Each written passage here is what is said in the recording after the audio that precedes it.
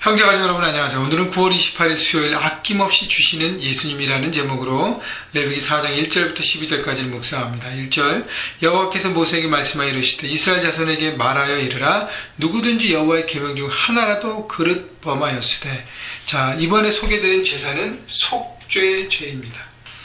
그러니까 이스라엘 백성들이 하나님의 그 계명, 하나님의 말씀을 불순종하고 그의 계명을 어길 경우에 그것에 대한 속죄, 죄사함에 대한 제사를 드려야 하는 것입니다. 레위기 처음부터 시작해서 번제와 소제와 화목제까지 했고 오늘은 속죄제를 얘기하는데 그만큼 다양한 제사는 하나님과의 관계와 하나님과의 그 모든 살아가면서 예배의 다양함을 얘기하는 것입니다. 하나님은 그렇게 우리와 같이 어울리시며 함께 하나님의 나라를 살기 원하시는 것입니다. 그래서 가장 문제가 되는 것은 뭐냐면 하나님과 우리의 관계가 어제 화목제도 얘기했지만 죄악입니다.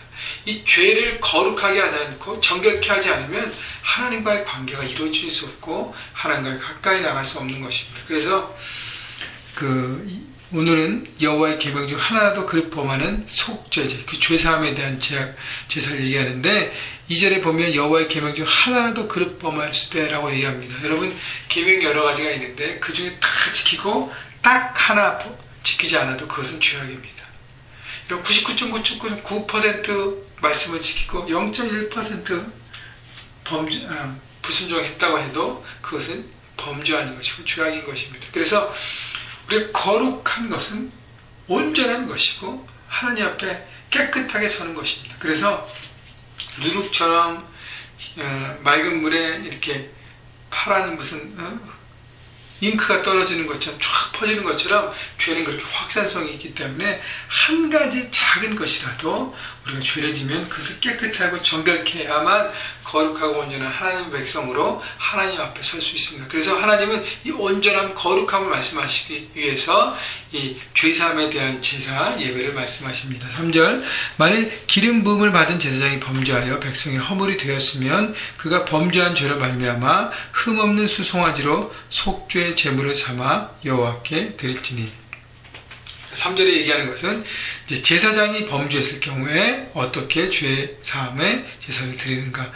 왜냐하면 이 제사장이 하나님 앞에 제사를 드리고 백성들의 그 모든 그 제물을 가지고 섬긴 다음에 하나님 앞에 나가는데 이 제사장이 범죄하고 거룩히 하지 않으면 하나님 앞에 온전한 그 제사를 드릴 수 없고 백성들을 섬길 수 없기 때문에 먼저 제사장의 범죄에 대해서 얘기하는 것입니다. 여러분 제사장은 지금은요 목회자뿐 아니라 만인 제사장 주의로 해서 모든 하나님의 사람들을 하나님은 제사장으로 부르셨어요. 자기 삶의 현장의 제사장이에요. 가정의 제사장이고 직장과 일터 비즈니스의 제사장이고 캠퍼스의 제사장입니다. 그래서 여러분 모두가요 하나님 앞에 내가 범죄하고 온전하게 쓰지 않으면 어떻게 백성의 허물이 된다는 것은 내 삶의 현장의 허물이 되는 것입니다. 내가 남편으로 아내로 아빠로 엄마로 내가 죄악을 범하면 우리 가족에게 허물이 되는 것입니다. 영향력을 미치는 거예요. 악영향을. 내가 죄악을 범하면 비즈니스 오너로서 우리 직장에 우리 모든 것에 허물이 되는 것입니다. 여러분 그렇기 때문에 우리가 우리의 날마다 우리의 죄악들을 바라보면서 그 피로 정결하고 죄사함을 해야 될 필요가 있음을 주님은 말씀하십니다. 그래서 그가 범죄한 죄로 말하면 흠없는 수송아지로 속죄제물을 삼아 여호와께 드릴지니라. 기술적으로 얘기하지만 제물은 흠없는 것들이었습니다. 가장 최고의 것으로 쓰다가 버리는 것이 아니라 가장 거룩하고 구별되고 최고의 것으로 하나님 앞에 드립니다. 4절 그 수송아지를 회막문 여호와 앞으로 끌어다가 그 수송아지의 머리 안수하고 그것을 여호와 앞에 잡을 것이요. 머리 안수한다는 것은 죄가 그 제물로 전가됩니다. 그래서 그 죄물이 희생을 통해서 그 모든 죄악을 담당하는 것입니다. 그래서 죄는 반드시 뭐가 있어요? 대가 지불이 있다는 것입니다. 5절 기름 부음 받은 제사장은 그 수송아지의 피를 가지고 회막에 들어가서 그 제사장이 손가락에 그 피를 찍어 여호와 앞 곧 성소 휘장 앞에 7번 뿌릴 것이며 제사장은 곧 피를 여호와 앞 곧 회막 안 향단 뿔들에 바르고 그 송아지의 피 전부를 회막문 앞 번제단 밑에 쏟을 것이며. 자, 피의 제사를 얘기합니다. 피의 제사.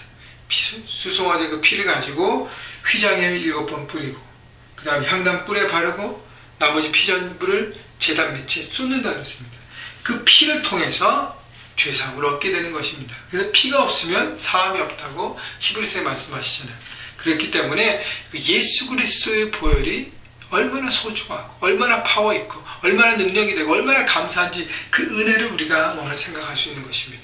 예수님께서 십자가로 보혈을 뿌리셨고 흘리셨기 때문에 우리가 죄사함을 얻고 회복을 얻고 자유를 얻는 것입니다. 그래서 예수 그리스도의 피를 뿌리고 바르고 쏟는 것, 그 원리를 여러분 생각해 보시고 여러분 날마다 여러분의 죄악들을 생각하고 우리 묵상을 생각해도 좋고 자기들을 생각해도 좋고요. 하루의 일들을 생각하고 혹시 내가 하나님의 범죄한 일, 잘못된 일이 있다면 주님 앞에 고백하고 십자가의 벌로 여러분의 영혼을 씻어야 합니다.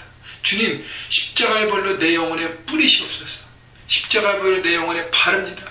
내 영혼에 쏟습니다. 붓습니다. 주님 나를 정결케 하시고 새롭게 하여 주옵소서. 여러분은 한 영혼뿐 아니라 십자가의 보혈로 여러분 가정을 덮으십시오. 여러분 남편과 여러분 아내와 여러분 자식들과 여러분 또 싱글이라면 여러분 부모님과 여러분의 가족 그리고 여러분의 집, 방방, 거실 모든 있는 곳곳을 주의 보혈로 바르고 덮으십시오. 여러분 그것이 여러분의 이 집과 여러분의 있는 곳을 거룩하게 할 것입니다. 또 여러분 그 마음으로 예수 그리스도의 피를 가지고 마음 가운데 기도하면서 여러분의 직장, 캠퍼스 어떤 곳이든지 여러분 삶의 현장에 뿌리십시오. 바르십시오. 그리고 쏟으십시오. 그러면 그것이 하나님의 거룩한 하나님을 예배하고 하나님 나라가 될 것입니다. 그것이 하나님만 바라보는 악한 영이 일제 틈타지 못하고 하나님이 승리하신 장소가 될 것입니다. 날마다 그렇게 하셔야 돼요. 그래서 여러분 마음가운데 늘 그런 마음으로 기도할 때 여러분 자신뿐 아니라 여러분이 속해 있는 삶의 현장이 거룩한 하나님의 나라가 될 것입니다. 8절 또 그 속죄제물이 된 수송아지의 모든 기름을 떼어낼지니 곧 내장에 덮인 기름과 내장에 붙은 모든 기름과 두 콩팥과 그 위에 기름 곧 허리 쪽에 있는 것과 간에 덮인 커플을 콩팥과 함께 떼어내되 화목제물의 소에게 떼어낸과 같이 할 것이요 제사장은 그것을 번제단 위에 불사를 것이며 8절 9절 10절은 화목제를 드리는 것과 똑같습니다. 그래서 기름을 모두 떼어내고 기름은 하나님의 축복과 하나님의 복의 상징이라 그랬죠. 그리고 하나님의 것이라 그랬어요. 그래서 주님 앞에 돌려드리는 것입니다. 그리고 콩팥은 내 마음 중심이라 그랬어요. 하나님과 관계를 회복하기 위해서 여러분 하나님이 주신 그 귀한 것들을 마음의 중심을 주님 앞에 드립니다. 그리고 철저하게 회개하는 것입니다. 주님, 내 중심이 다른 곳에 있었습니다. 그렇기 때문에 범죄한 것이거든요. 그래서 여러분 중심을 주님 앞에 다시 드리면서 철저하게 나가는 것입니다. 11절 그 송아지의 가죽과 그 모든 고기와 그것의 머리와 정강이와 내장과 똥 곧 송아지의 전체를 진영 바깥에 버리는 곳인 정결한 곳으로 가져다가 불로 나무에 사르되 곧 재 버리는 곳에서 불사르니라. 송아지의 나머지 모든 것들을 어떻게 해요? 다 태워버리라 했습니다. 모두 태우는 것입니다. 그래서 바깥에 버리는 곳, 그 정결한 곳, 구별된 곳에서 모두 태우는데 가죽, 고기, 머리, 정강이, 내장, 그 다음에 똥, 모든 것 부분적으로 소멸할 수 없다. 완전히 소멸하는 것입니다. 그래서 죄는 완전히 소멸해야 한다는 의미인 것입니다. 그래야 정결케 되는 것입니다. 그래서 여러분 우리의 생각, 우리의 마음, 우리의 행동, 우리의 선택, 우리의 모든 것, 우리 속해 있는 모든 것들을 주님 앞에 내놓으시고 십자가의 보혈로 뿌리십시오. 덮으십시오. 새롭게 하십시오. 주님의 보혈의 능력으로 그 모든 것이 새롭게 되고 여러분의 영혼도 새롭게 될 것입니다. 그 십자가의 은혜, 죄사함의 은혜가 여러분 가운데 10년 가운데 강같이 흐를 때 여러분 속해 있는 그 삶의 현장, 가정과 캠퍼스와 직장에 그분의 은혜가 흘러넘치는 것입니다. 그래서 주의 보혈 능력이 있도다. 기뻐하며 찬양하며 그 보혈의 능력으로 죄사함을 얻고 자유를 얻고 기쁨을 얻고 오늘도 믿음 가운데 삶의 현장에서 하나님 나라를 멋지게 이루게 되는 것입니다. 여러분 기죽지 마십시오. 죄를 지었을지라도 주님 앞에 철저히 나가십시오. 그러면 주의 보혈의 능력이 있어서 오늘도 우리를 새롭게 할 것입니다. 그 마음으로 주님과 관계를 회복하고 오늘도 삶의 현장에서 예배하시며 승리하시는 여러분 모두가 되기를 주님의 이름으로 축원합니다.